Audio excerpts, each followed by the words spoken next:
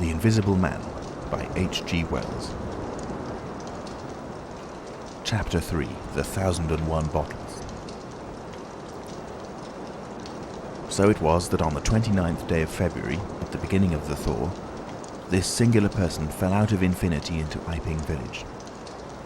Next day his luggage arrived through the slush, and very remarkable luggage it was. There were a couple of trunks indeed, such as a rational man might need, but in addition there were a box of books, big, fat books of which some were just in an incomprehensible handwriting, and a dozen or more crates, boxes and cases containing objects packed in straw, as it seemed to Hall, tugging with a casual curiosity at the straw, glass bottles. The stranger, muffled in hat, coat, gloves and wrapper, came out impatiently to meet Fearenside's cart, while Hall, who was having a word or so of gossip preparatory to helping them in, out he came, not noticing Fearenside's dog, who was sniffing in a dilettante spirit at Hall's legs. "Come along with those boxes," he said. "I've been waiting long enough." And he came down the steps towards the tail of the cart, as if to lay hands on the smaller crate.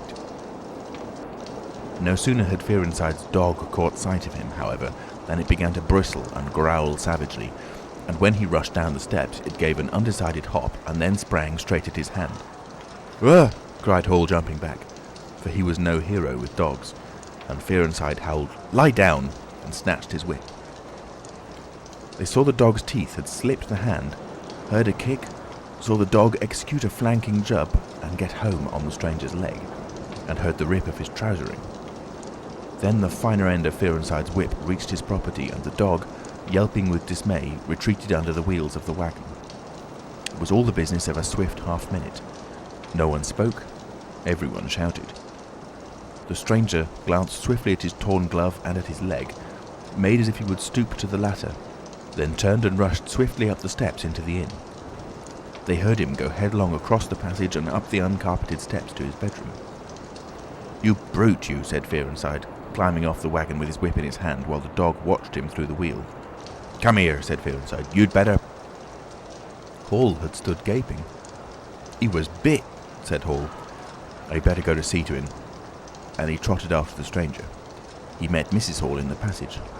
"Carrier's dog," he said. "Bitten." He went straight upstairs, and the stranger's door being ajar, he pushed it open and was entering without any ceremony, being of a naturally sympathetic turn of mind. The blind was down and the room dim.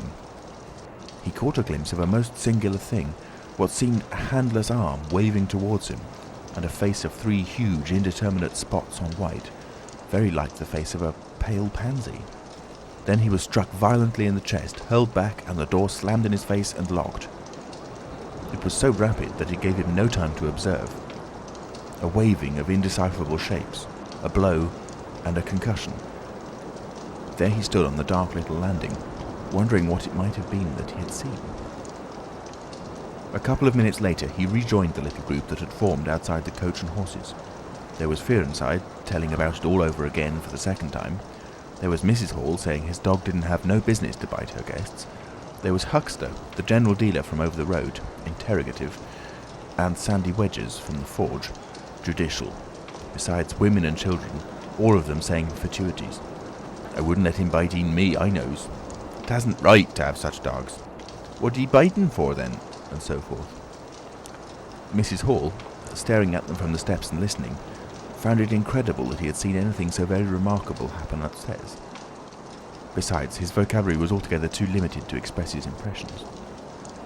"He don't want no help, he said in answer to his wife's inquiry. "We'd better be taking of his luggage in." "You ought to have it cauterized at once," said Mr. Huckster, "especially if it's all inflamed." "I'd shoot him, that's what I'd do," said a lady in the group. Suddenly the dog began growling again. "Come along," cried an angry voice in the doorway, and there stood the muffled stranger with his collar turned up and his hat brim bent down. "The sooner you get those things in, the better I'll be pleased." It is stated by an anonymous bystander that his trousers and gloves had been changed. "Was you hurt, sir?" said Fearenside. "I'm rare sorry the dog—" "Not a bit," said the stranger. "Never broke the skin. Hurry up with those things." He then swore to himself, so Mr. Hall asserts.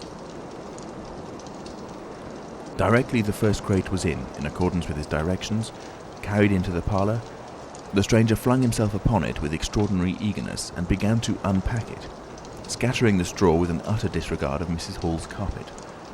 And from it he began to produce bottles, little fat bottles containing powders, small and slender bottles containing coloured and white fluids, fluted blue bottles labelled poison, bottles with round bodies and slender necks, large green glass bottles, large white glass bottles, bottles with glass stoppers and frosted labels, bottles with fine corks, bottles with bungs, bottles with wooden caps, wine bottles, salad oil bottles. Putting them in rows on the chiffonier, on the mantel, on the table under the window, round the floor, on the bookshelf, everywhere. The chemist's shop in Bramblehurst could not boast half so many. Quite a sight it was. Crate after crate yielded bottles until all 6 were empty, and the table high with straw.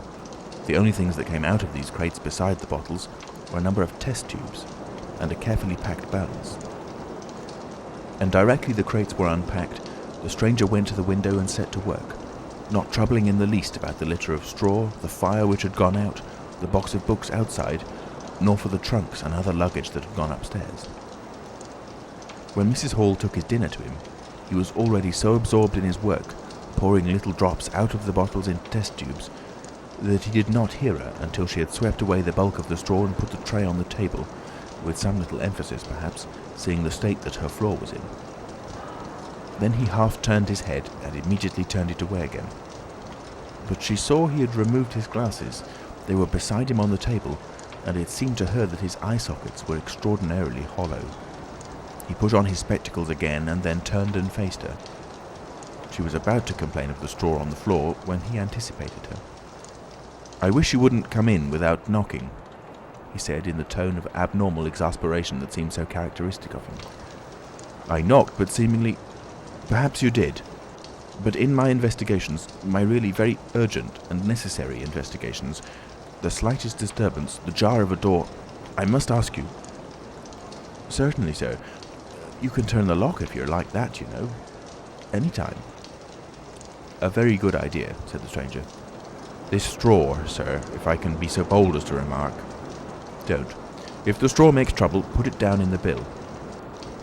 And he mumbled at her, words suspiciously like curses. He was so odd, standing there, so aggressive and explosive, bottle in one hand and test tube in the other, that Mrs. Hall was quite alarmed.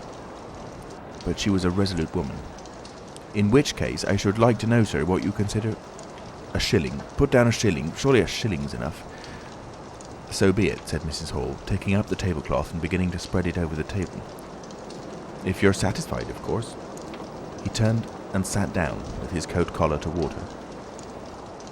All the afternoon he worked with the door locked, and, as Mrs. Hall testifies, for the most part in silence. But once there was a concussion and a sound of bottles ringing together, as though the table had been hit, and the smash of a bottle flung violently down, and then a rapid pacing athwart the room. Fearing something was the matter, she went to the door and listened, not caring to knock. "I can't go on," he was raving. "I can't go on. 300,000, 400,000, the huge multitude, cheated. All my life it may take me. Patience, patience indeed. Fool, fool." There was a noise of hobnails on the bricks in the bar, and Mrs. Hall had very reluctantly to leave the rest of his soliloquy. When she returned, the room was silent again, save for the faint crepitation of his chair and the occasional clink of a bottle. It was all over. The stranger had resumed his work.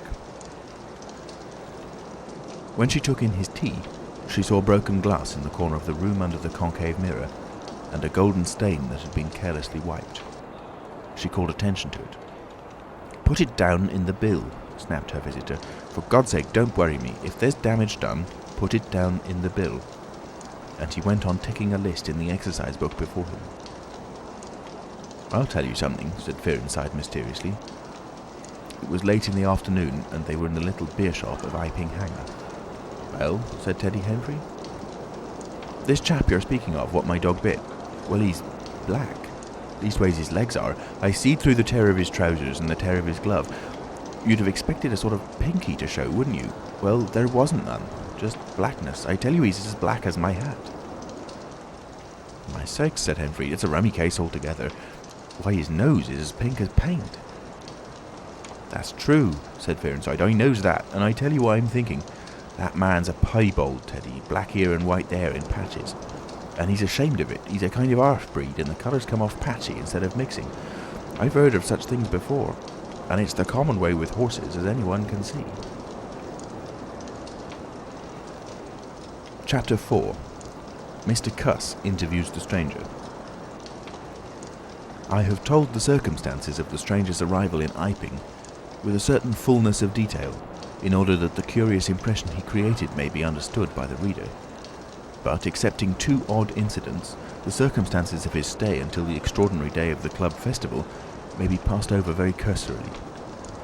There were a number of skirmishes with Mrs. Hall on matters of domestic discipline, but in every case, until late April, when the first signs of penury began, he overrode her by the easy expedient of an extra payment. Hall did not like him, and whenever he dared, he talked of the advisability of getting rid of him. But he showed his dislike chiefly by concealing it ostentatiously and avoiding his visitor as much as possible. "Wait till the summer," said Mrs. Hall sagely, "when the artistes are beginning to come. Then we'll see. He may be a bit overbearing, but bills settled punctual is bills settled punctual, whatever you'd like to say." The stranger did not go to church, and indeed made no difference between Sunday and the irreligious days, even in costume. He worked, as Mrs. Hall thought, very fitfully. Some days he would come down early and be continuously busy. On others he would rise late, pace his room, fretting audibly for hours together, smoke, sleep in the armchair by the fire. Communication with the world beyond the village he had none. His temper continued very uncertain. For the most part, his manner was that of a man suffering under almost unendurable provocation, and once or twice things were snapped, torn, crushed, or broken in spasmodic gusts of violence. He seemed under a chronic irritation of the greatest intensity. His habit of talking to himself in a low voice grew steadily upon him, but though Mrs. Hall listened conscientiously, she could make neither head nor tail of what she heard.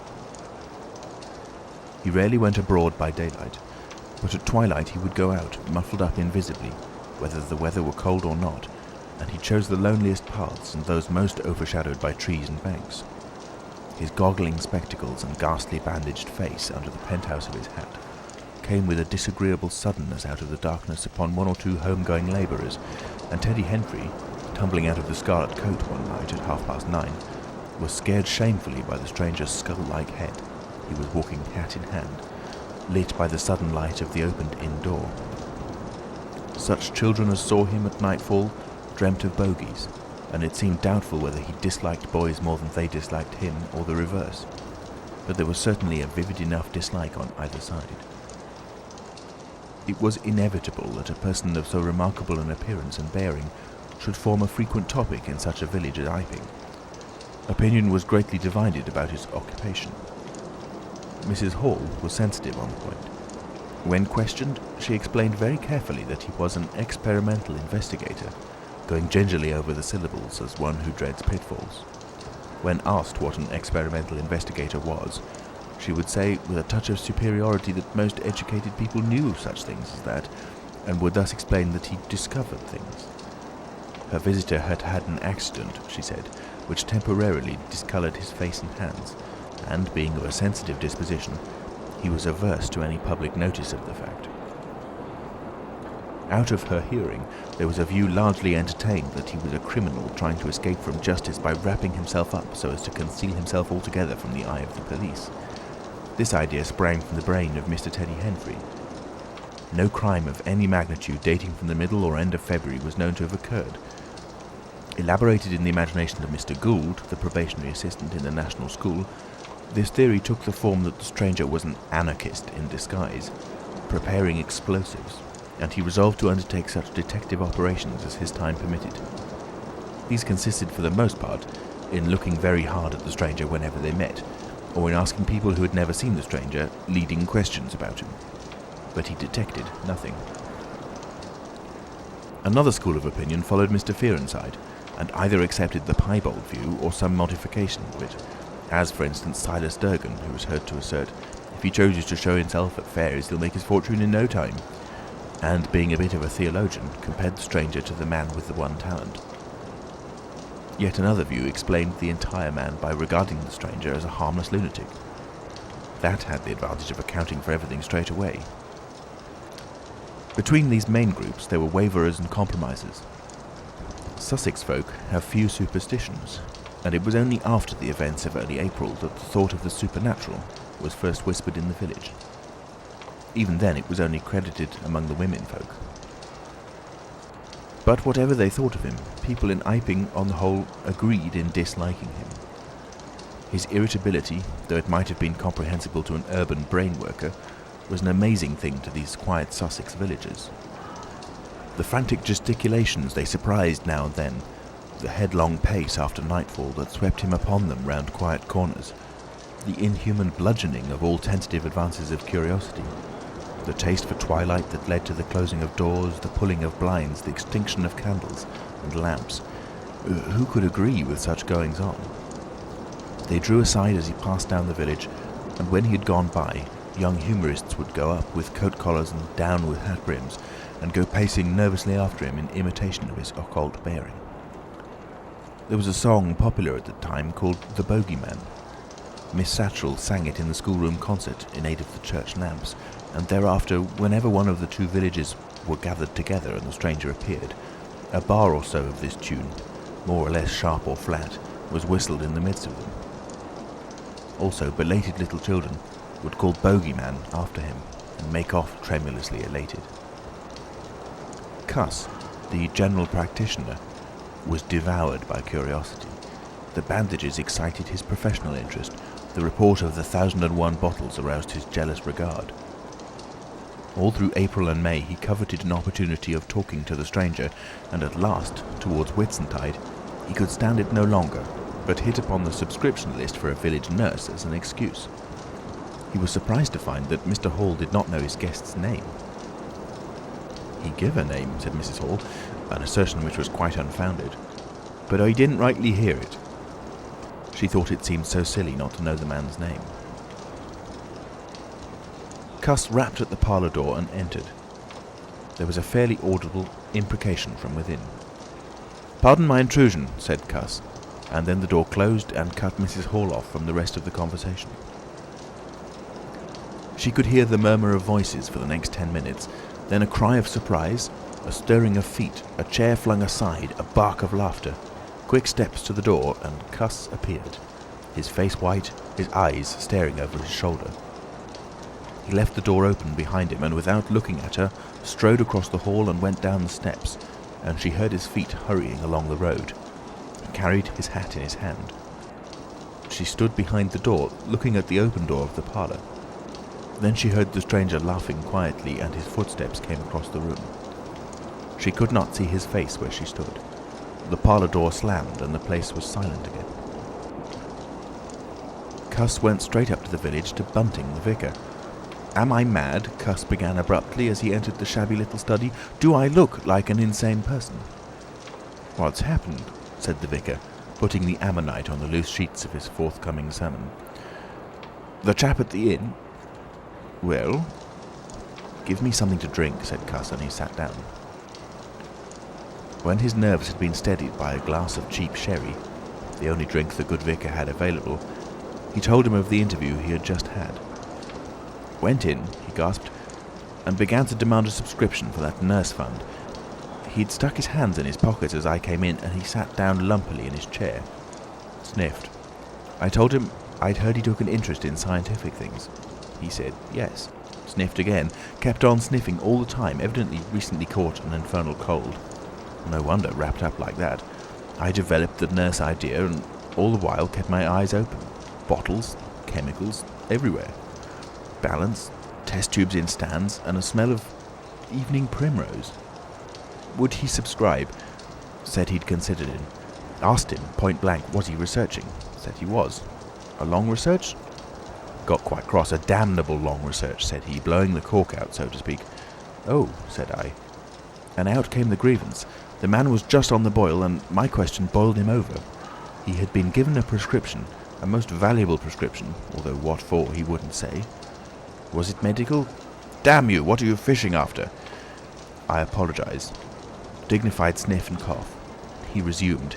He'd read it. 5 ingredients. Put it down, turned his head. Draught of air from window lifted the paper. Swish, rustle. He was working in a room with an open fireplace, he saw. Saw a flicker, and there was the prescription burning and lifting chimneywood. Rushed towards it just as it whisked up the chimney. So, just at that point, to illustrate his story, out came his arm. Well? No hand. Just an empty sleeve. Lord, I thought, that's a deformity. Got a cork arm, I suppose, and has taken it off. Then I thought, there's something odd in that. What the devil keeps the sleeve up and open if there's nothing in it? There was nothing in it, I tell you. Nothing down it, right down to the joint. I could see right down it to the elbow, and there was a glimmer of light shining in through a tear of cloth. Good God, I said. Then he stopped, stared at me with those black goggles of his, and then at his sleeve. Well? That's all. He never said a word, just glared, and put his sleeve back in his pocket quietly. I was saying, said he, that there was the prescription burning, wasn't I? Interrogative cough. How the devil, said I, can you move an empty sleeve like that? Empty sleeve? Yes, said I, an empty sleeve. It's an empty sleeve, is it? You saw it as an empty sleeve? He stood up right away. I stood up too. He came towards me in 3 very slow steps and stood quite close. Sniffed venomously. I didn't flinch, though I'm hanged if that bandaged knob of his and those blinkers aren't enough to unnerve anyone coming quietly up to you. You said it was an empty sleeve, he said. Certainly, I said. At staring and saying nothing, a barefaced man, unspectacled, starts scratch. Then very quietly he pulled his sleeve out of his pocket again and raised his arm towards me as though he would show it to me again. He did it very, very slowly. I looked at it. Seemed an age. Well, said I, clearing my throat, there's nothing in it. I had to say something. I was beginning to feel frightened. I could see right down it. He extended it straight towards me, slowly, slowly, just like that, until the cuff was 6 inches from my face. Queer thing to see an empty sleeve come at you like that. And then, well, something, exactly like a finger and thumb it felt, nipped my nose. Bunting began to laugh. There wasn't anything there, said Cuss, his voice running up into a shriek at the there. It's all very well for you to laugh, but I tell you I was so startled I hit his cuff hard and turned around and cut out of the room. I left him. Cuss stopped. There was no mistaking the sincerity of his panic. He turned round in a helpless way and took a second glass of the excellent Vickers' very inferior sherry. When I hit his cuff, said Cuss, I tell you it felt exactly like hitting an arm. And there wasn't an arm. There wasn't the ghost of an arm. Mr. Bunting thought it over. He looked suspiciously at Cuss. It's a most remarkable story, he said. He looked very wise and grave indeed. It's really, said Mr. Bunting with judicial emphasis, a most remarkable story. End of chapter 4. Recorded in Nottingham, England on the 13th of March 2006 by Alex Foster. www.alexfoster.me.uk